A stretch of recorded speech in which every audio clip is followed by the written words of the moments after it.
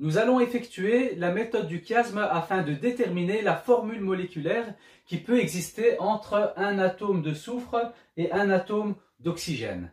Pour ce faire, nous allons dans un premier temps noter les valences en dessous des atomes respectifs. Alors, je note en dessous de l'atome de soufre sa valence, qui est valence de 2. Et en dessous de l'atome d'oxygène, sa valence, qui est aussi une valence de 2.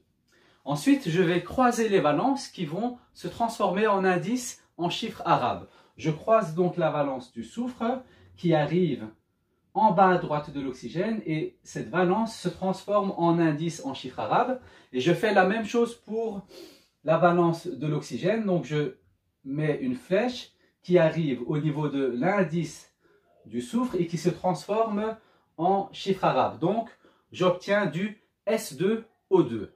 Nous avons donc obtenu S2O2 et ici on peut voir que dans cette formule moléculaire, nous pouvons simplifier les indices. En effet, dans une formule moléculaire, nous pouvons simplifier les indices par le PGCD, le plus grand commun diviseur. Autrement dit, le plus grand chiffre qui peut diviser les deux indices. Et ici, donc, on peut diviser ces indices par 2. Donc, je divise 2 par 2, ça nous fait 1.